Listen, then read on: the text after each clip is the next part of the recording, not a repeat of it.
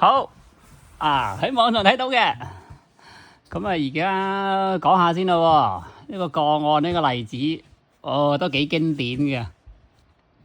呢個當事人佢話，佢其中有一樣咩呢？就係即係嗰個女人啊，佢將佢嘅努力成果歸因於佢丈夫即係嗰個男人捱更抵夜喺出邊高強度嘅工作，因為據了解呢個男人呢，當年幾廿年前做家電維修嘅，嗰個職業好鳩辛苦嘅，嗰個時候就咩啊？高強度工作換取咗職業嘅成績嘅時候，相關嘅成果就俾人哋話，俾人哋嘅原生家庭啊，俾個女人同埋佢嘅原生家庭，佢外家嗰邊嗰啲啊，包裝成為旺夫一子。點解我笑呢？因為有一啲嘢真係想象下都覺得好笑。咁然後咧就聽落去啦。嗰個人佢話，佢將佢嘅歸因於佢嘅運勢帶嚟，即係話旺夫一子。但係客觀事實呢，就係嗰個人呢，就係長期捱更抵夜，即係了解到呢，就話佢好鳩早起身，每日都天啱啱光就出去然後呢，夜晚黑呢，每一日都係10點鐘之後先去返最極端11、2點先去返，甚至有時候捱到2、3點，咁承受住高壓努力拼搏所得。但係個女方咧就話，即係個女方同埋佢原生家庭咧就話佢係旺夫一子啊。客觀事實佢話個女方同埋佢原生家庭咧，從來未為佢本人帶嚟任何無需要努力就可以得到嘅財富或者機會。當時嘅高強度嘅工作咧就強度極高，佢本人咧身體咧承受住巨大嘅損耗消耗。第三，並唔存在所謂嘅因為佢嘅運勢帶嚟嘅自然成功。如果係旺夫嘅話咧，就唔應該存在長期極端嘅勞累嘅現實情況。仲有咧就係佢本人高強度嘅工作換嚟嘅成果，就簡單咁被他人講成係運勢加持佢旺夫一子，聽到好搞笑佢話邊個你睇下邊個，你睇下你太太係旺夫一子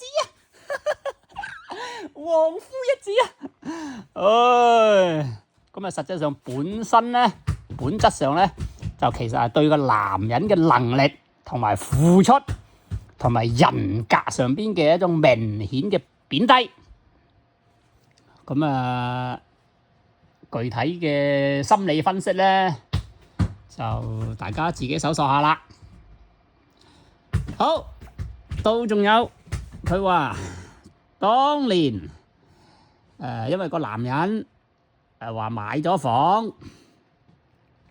房嘅事件，當年幾廿年前啦，幾十年前啦，20、30年前，就因為嗰時候買房咧就可以貸款嘅，但係佢冇選擇貸款，就直接一炮過就俾晒錢。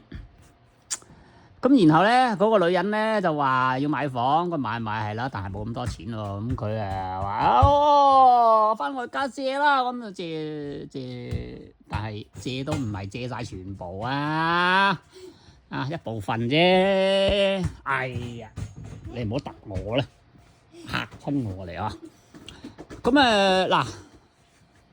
即係當事人咁反映啦。早年嘅購房事件係長期被歪曲，對佢本人嘅人格矮化醜化，發脾氣啦！呢個男人關鍵轉折點啦。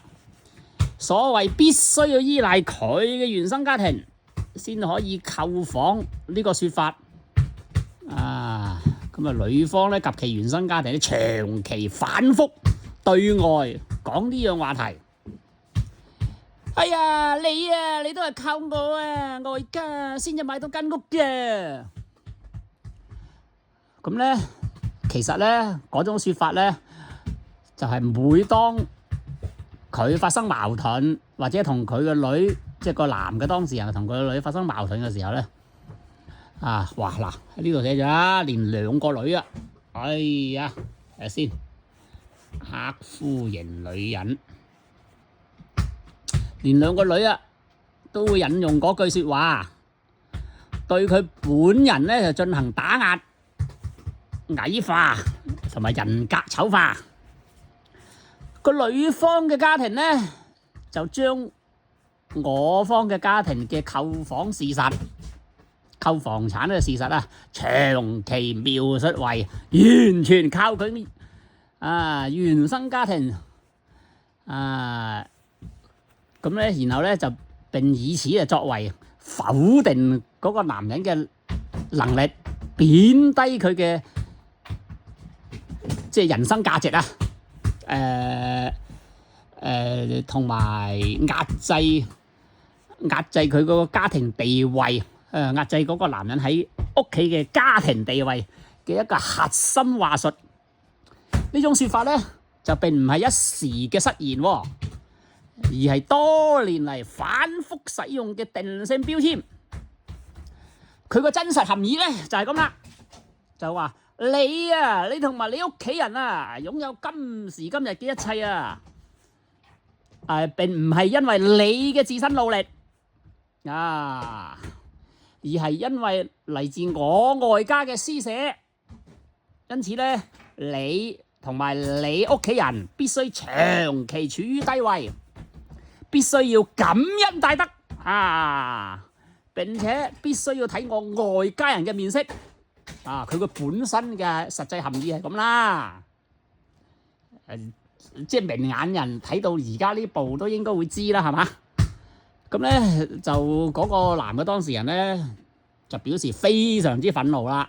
原因係在於房產咧喺華人嘅價值體系入邊咧就屬於係最重要、最沉重、最核心嘅資產同埋人生成果之一。而女方咧正係刻意圍繞呢一點，持續咁樣對佢本人進行人格壓制同埋心理矮化。咁咧，但係客觀即係個男人講客觀事實係咁樣嘅。第一，佢當時咧就持續多年嘅家庭主要經濟來源係佢嘅本人嘅收入佔咗99%以上。嗱，人哋都冇講到話全部係嘛？但係人哋夠膽講下99%以上，咁呢啲大家參考啦。由佢本人全職工作，以及有協助佢嗰個女人照顧嗰2個年長嘅女。女方咧當時咧就全職照顧大嘅嗰2個女。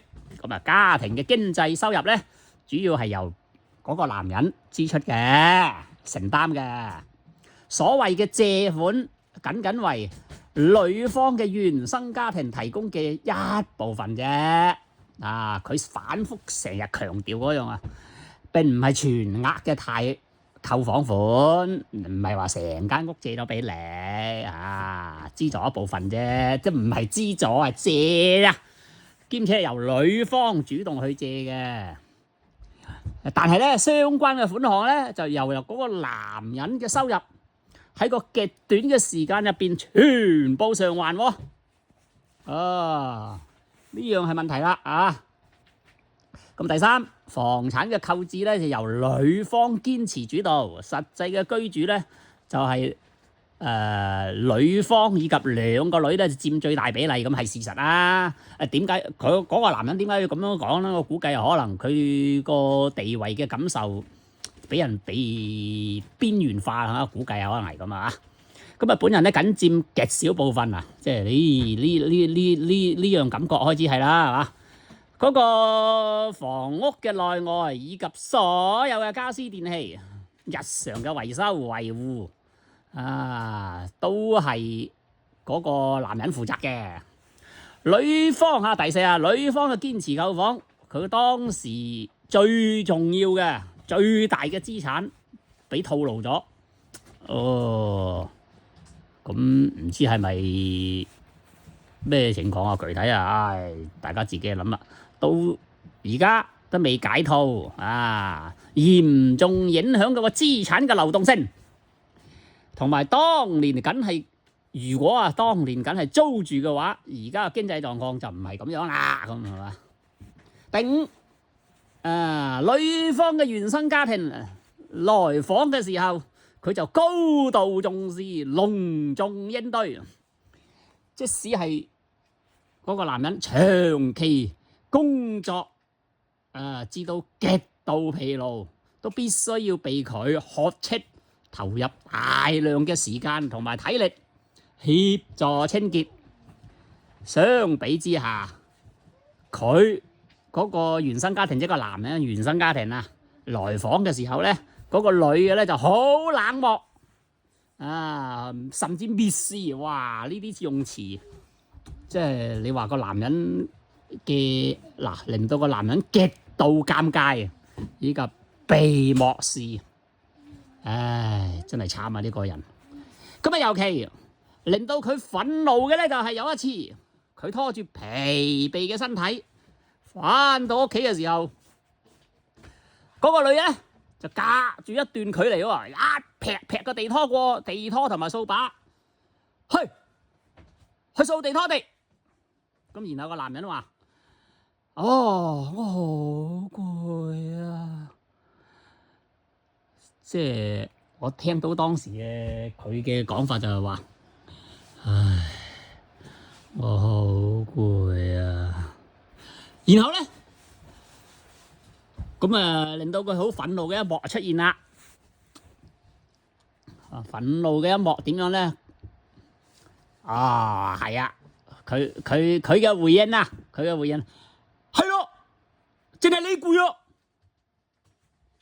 即係佢好憤怒咁駁斥啊！嗰個女嘅好憤怒咁駁斥啊！哇！你試想像下，如果你係當事人，哇！嗰種情況真係恐怖。即係我而家諗一下，想像一下都覺得好恐怖。